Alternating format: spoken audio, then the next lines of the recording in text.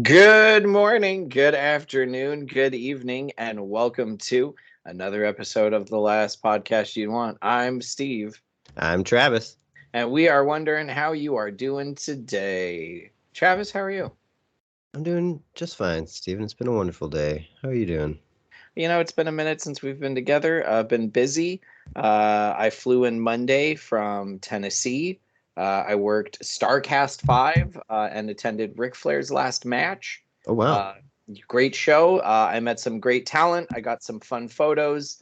And, Woo! woo! It was an experience. I fly out tomorrow morning at 7:30 for North Carolina, Raleigh, North Carolina, where I will be working The Gathering 3. It's not The Gathering of the Juggalos. It's just called The Gathering 3. Write it down, people. If you happen to be in Raleigh, North Carolina, you want to come meet some wrestlers, check out The Gathering and stop by Pro Wrestling Loot. Buy yourself a mystery box. Mention the last podcast you'd want, and I'll legitimately just give you a free box right in front of my boss. You come up and just say, the last podcast you'd want sent me, and I'll just be like, t-shirt box or toy box, and I will give you one for free. I'm saying that right now.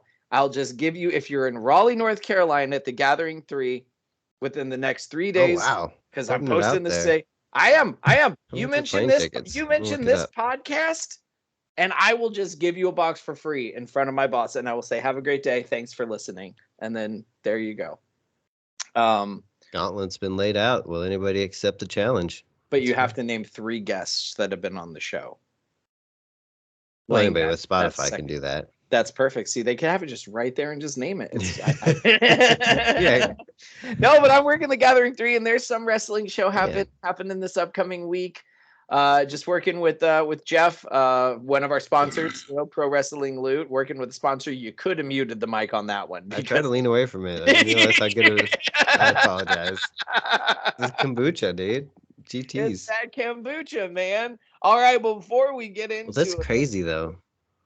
yeah, man. We're in such different worlds right now. I have not been doing nothing. You're flying, jet setting around, doing conventions, hosting. Riding, jet flying, wheeling. I've just been in the theaters watching shit, at home watching shit. Good. I watched The Gray Man. That one was fun. It was fun. Let's do some IMDb Okay. birthdays Okay. before we get into it. Celebrating a birthday today, Evangeline Lilly. She was on Lost. She's the Wasp from Ant-Man and the Wasp and Ant-Man. I'll say 48. 43. Dang, ooh, ouch. I'm sorry, Evangeline. Rude. Today, That was rude. actor Stephen Graham. He's going to be Tommy from Snatch. Okay, yeah. And that's all you know. That's all I'll give you. Boy, those came out a while ago. I'm going to have to say 53. 49. All right. Okay. All right. We're in that 5-year wheelhouse. I'm not making a fool of myself. Celebrating a birthday today. Father of Mr. Emilio Estevez, Martin Sheen. Oh, no, they're related. They don't have the same last name. Because Estevez is his name. Martin Sheen. Martin Sheen, star of The Departed. And yeah, I think most recently now he's doing the Grace and Frankie show. Which I believe is in its last season, if not already done. He's got to be like 72. 82 years old. Whoa, he's up there. Damn, son. I am not getting any closer. 5, 5, and 10-year gaps. I'm not going to give you the actor's real name. I'm just going to know who you're going to call him. Celebrating a birthday today, Dr. Cox. Ah, yes. John C. McGinley. Perry.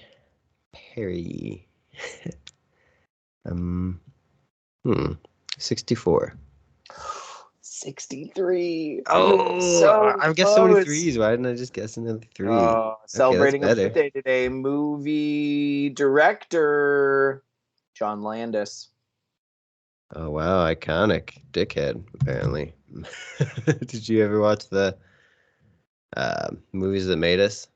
No. You still got to check out that series on Netflix. They do deep kind of back dives into the makings of some iconic 80s movies. He's the director of my favorite movie ever, The Blues Brothers. So, and I think he also did Coming to America. He might have. And people had choice words about him, but I'll leave that for another time. And for them, for now, I'll say, well, he's got to be up there. I think he's as older than Martin Sheen. So, 84. Should have gone with your Martin Sheen guess. 72. Oh, he's younger. Oh, no. Oh, I look foolish. Oh. Sometimes I get them really close. Now you can tell for sure I don't look these up, at least, I guess. I always forget that we even play this game. You're hilarious. And then finally celebrating a birthday today, and you're going to know him from the Matrix series, Lambert Wilson. Lambert Wilson is going to be the Frenchman that keeps the timekeeper in Matrix Reloaded. And then looks at his wife and goes, lipstick, what lipstick? She wasn't kissing you there. Man, I don't know. I've been so off all fucking day. Sorry. 60. Should I say 3? Should I throw another 3? How old is that guy now? It sounded like you were about to say a different number. What number were you about to say? I don't know. I heard 60 foot. I was going to say 63. Should I have said 64? He is 64. You trying to help me? He is 64. Those are the birthdays today. Let's hit those top box office. Coming in at number 6 this week in the box office with $7.6 million. Where the Crawdads Sing. Respectable. Coming in at number 5 with $8.4 million. Top Gun Maverick. Wow, no shit. Number 4, Minion: The Rise of Gru with $11 million. Thor: Love and Thunder has $13 million at number 3. Nope is at number 2 with $19 million, and with $23 million in the box office in the number 1 position, DC League of Super Pets. Travis, you just went to the theater. Did you happen to catch the trailers for any trailers before this movie? No. Okay, so how was DC League of Super Pets? Tell us a little bit about it. Oh yeah, it was super fun. I mean, an original twist on a character or world that we already know well. The animation was a different style than I expected. I didn't hate it. At first, it took some adjusting just because I feel like I'm so used to what Pixar and those kinds of companies and what's the one, Illumination, what they've been up to, which is just fucking such next level. And it still looked great, but it did seem a little more computery, but plenty of good comedy in it. It was paced well, heartwarming, just good family fun. Got a little sad for a second. It was definitely added to it, but I did not see it coming. I was like, damn, that was like kind of dark. But ultimately, I think a strong DC showing, although I'm impressed that Nope came so close to keeping the number 1 spot at being a horror movie and stuff like that. They usually don't quite. Competed right there with a family-friendly flick. Good for it. But no, yeah, I like it. I definitely recommend seeing it. I saw it in Dolby Extra with all the cool surround sound. Didn't add that much to it, but it was fun. Really cool little villain. I loved the other, there's all these bad guinea pigs, and I won't go into too much detail, but it's pretty great. It's good stuff. It's good stuff. Excellent. Travis, I actually went to the theater before I left town last week. Okay. I did. I went and saw Black Phone again. My stepdad had not seen it, and he wanted to get out. So I took him to the flicks. I had just seen Nope, so I didn't want to see that again, and I did not mind seeing Black Phone a second time. It really was so good. Actually caught things that I did not catch the first time around. Anything that you can elaborate on, or is it spoilers? Anyone? So at this point, the movie's been out long enough that I don't think it would be considered a spoiler. So I will go ahead and just kind of give these little details here. You've had your chance, people. You have had your chance. Maybe it's because I had too much in the car beforehand that I didn't catch this the first time around, or maybe I was just so enthralled with the film. But when the police come to visit Max, he has that board set up of everything in the town. When the boy is going to leave the house, when Ethan Hawke is asleep, as he is walking from the kitchen to the front door, you actually see the board set up against a wall. Like he had taken it and just kind of shuffled it between a chair and a wall. Oh. Like the exact board. So they let you know right there. Also, the dog was barking when the police came. And when Ethan Hawke comes down at one point, there is the dog barking upstairs, also indicating it is the same house. Yeah, that's a really good point, and it's such a good mislead initially. But I'm glad to see that they did put some little, especially really paying attention. That's a really well done. Especially a good mislead of once they're done with the police leaving the house, they actually just pan down through the boards and go right into the basement to where he is. But that's shit, and they don't even. Yeah. They just straight pan straight down from the floorboards, and it's almost that floorboard and what's in between the floorboards into the basement. Well, you're just so sure they're going to stumble in on what you think they're going to stumble in on, and then this guy's just coked out of his mind, and he's got lines sitting out in front of the cops. You might want to clean up before your brother gets home. Got some good trailers, though. Okay. Got a new trailer that I hadn't seen on an upcoming documentary that I am excited for, and I know I will probably cry when I end up seeing it, and that is Moon Age Daydream, and that is the David Bowie documentary coming on out. Oh wow, was not aware that was a thing.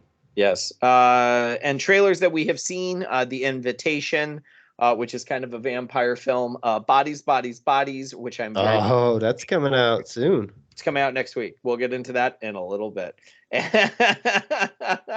Don't Worry, Darling, which I think looks like a very modern-aged Stepford Wives. Right, I was thinking the same fucking thing. I'm very excited because it's Olivia Wilde's directorial debut, I believe.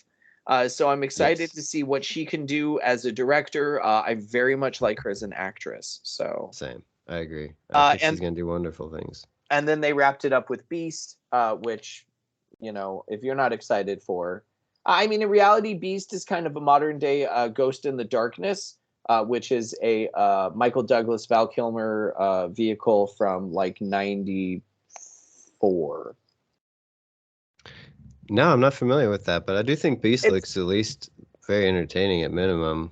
Ghost in the Darkness is about them hunting a lion. He is the ghost in the darkness because they have great night vision and shit. So, yeah, Beast does look good. So this is she did Booksmart was her first one for Olivia Wilde, but okay. She hasn't directed too many, but Booksmart was very well received, and I really enjoyed that film. I was unaware that she did Booksmart, so my bad. Not her directorial maybe she debut. did Little Women too, but I don't see that on here. That movie looks fucking good. Florence Pugh's great. Speaking of directorial debuts, though, I saw 2 movies in theaters this week, and another one I saw on Monday by a favorite of both of ours, I believe, as we're both big disciples of The Office, and B.J. Novak made his directorial debut. B.J. Novak, okay. Vengeance. And how was that? Well, don't give us too much, but give us a little synopsis of what the film is about. I saw a poster for it. It had a very LA noir style-esque to the poster. This is a film that very clearly was made with a purpose. It's made to make you think.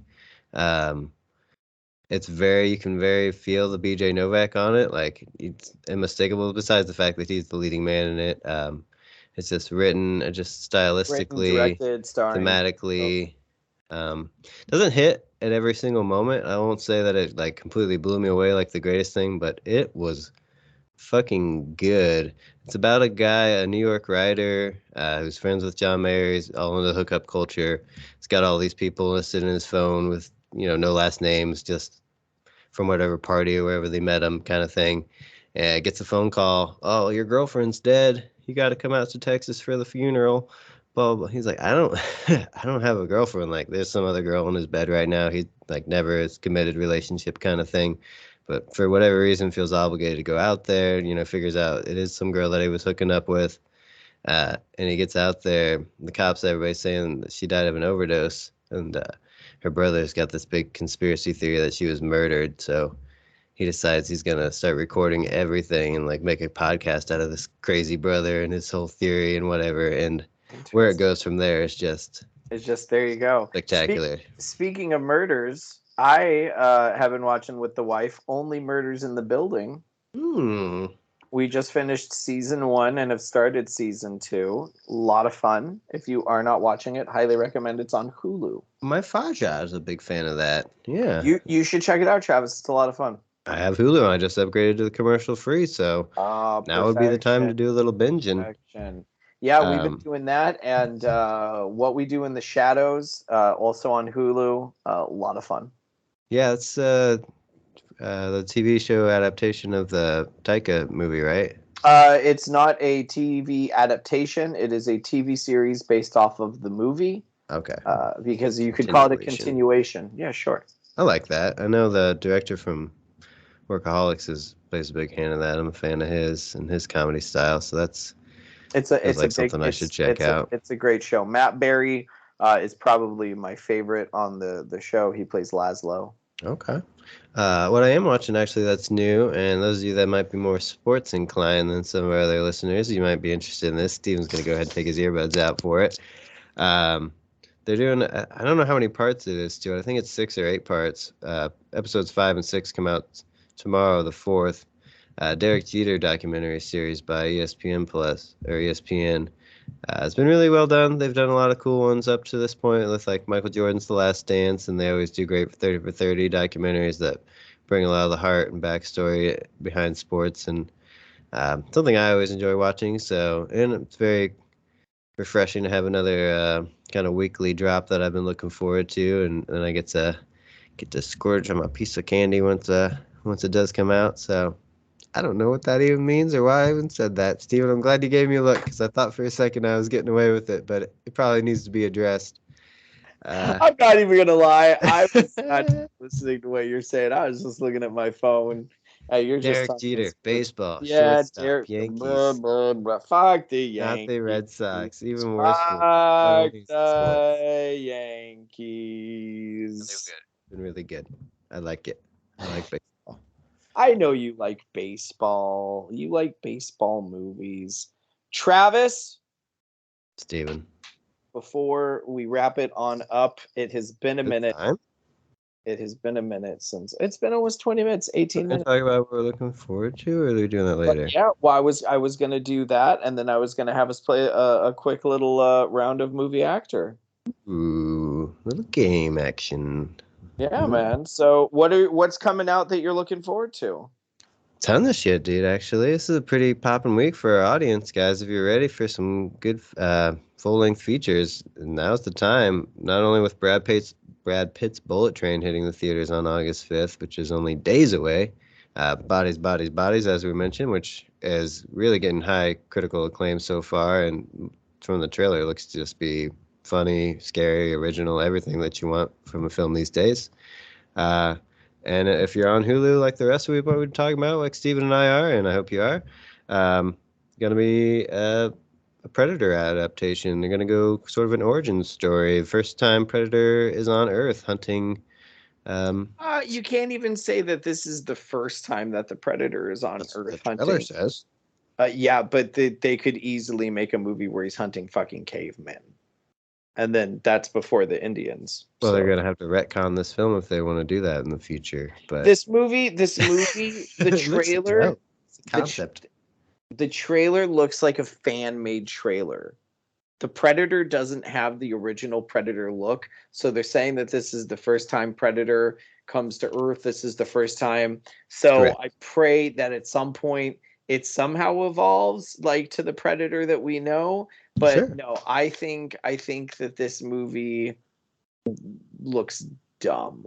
I rolled my eyes as hard as I rolled my eyes at the Rob Zombie Monsters trailer.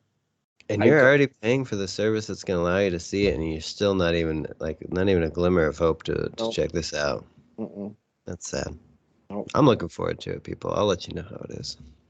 Coming out in the theaters this week, also on August 5th, you have a movie called I Love My Dad, which I do not know what it is about, and a movie that I'm actually looking forward and probably going to see, Joe Coy's Easter Sunday, directed by Jay Kandashankar from Broken Lizards. Oh, he's great. Yeah, so it's him and Joe Coy. So it's a great comedic director directing a great comedic stand-up. Has he done any acting before?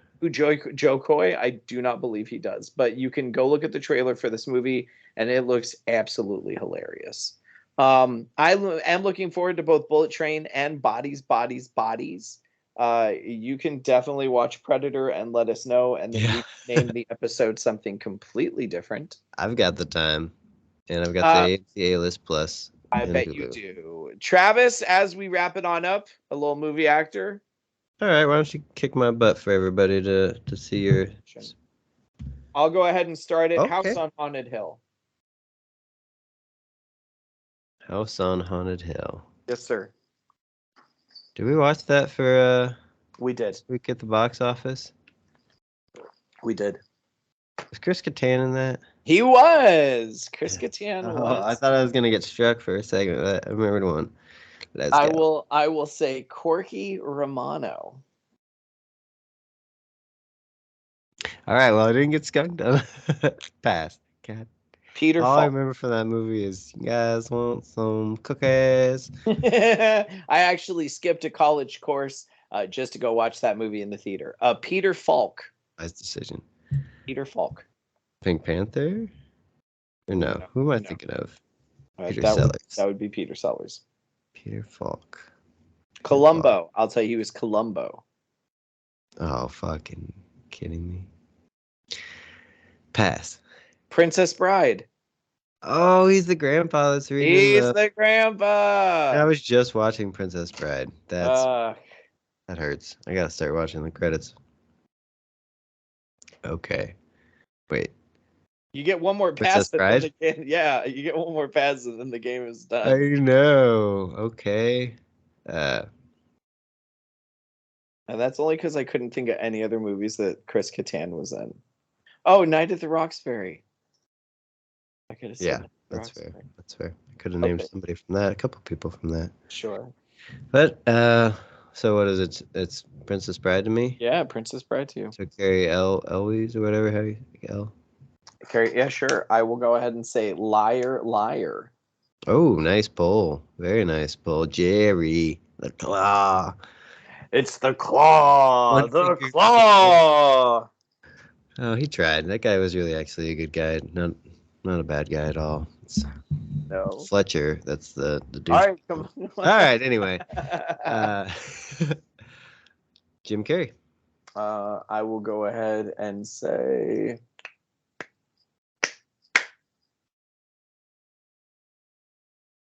Stop me. Man on the Moon. The Andy Kaufman thing. Yeah, the Andy Kaufman one. Fuck, I've seen it. I don't remember anybody else in it though. I wonder why you're waiting so long to throw a Jim Carrey movie at me. It's like you're gonna. I was trying to think of one that wasn't really like so obvious. Yeah. I thought we were just supposed to go off top, Steven. You're here stumping me. All right. No. Because Ace Ventura has the obvious. But Danny DeVito, is he in that? Yes, Danny DeVito was in that. So I'll name a Danny DeVito movie. I'll say Batman Returns. Michael Keaton. I will say Beetlejuice. Catherine O'Hara. I will say. That's usually the Catherine O'Hara movie I think of. A Mighty Wind. Ooh, okay. I was gonna say, yeah, you've got the entire Christopher Guest catalog to go from, and the Home Alones. Oh, I didn't think of Home Alone. Jesus Christ. I was trying to think of Gene which. Levy. There you go. I will say American Pie. Jason Biggs. I will say Jay and Silent Bob Strike Back. Yeah. Will Ferrell. I will say Austin Powers, International Spy. Isn't that International Man of Mystery. Or International Man of Mystery. Yeah, that is the first one. Mustafa. I think he's in the second one too. He is. Oh, my legs are broken. I'm still alive, but I'm badly burned. I'm gonna try and stand up. Oh. Nope, they're broken. Oh, wait, here comes somebody. He shot me. I'm still alive. I'm in quite a lot of pain. Kicking and screaming. No, I said. Oh no, wait. Powers. Oh yeah. Elizabeth Hurley. Bedazzled. Yeah, with Brendan Fraser. Sure. She plays a sexy devil. The Mummy. Literally, I wasn't being derogatory in that. The Mummy. Oh, Rachel Weisz. Confidence. All right. Congratulations, Steven. You took it down. A good one. Let me give you a list of people that was in Confidence. Ed Burns, Donnell Loge, Andy Garcia. I love Donnell Loge. Why can I? Luis Guzman, Dustin Hoffman. Oh, what year is this film? Paul Giamatti, 2002. Tiny Zeus Lister. Lot of people. Well, you got me, and you got me good. That's the show. Ladies and gentlemen, thank you for listening to this episode of The Last Podcast You Want. Travis, any words of loving wisdom or anything you want to leave behind as we go? Go see Vengeance. Go see Vengeance. There you go. Ladies and gentlemen, my parting words are call your parents. Tell them you love them. Even if you don't, call them and tell them you love them because you never know when they're going to go. Ladies and gentlemen, this has been another episode of The Last Podcast You'd Want. And until next time, speaking of which, we may be moving to a bi-weekly basis. I don't know yet. This is Steve. That was Travis. Tip the veal, try the staff, and we'll see you then.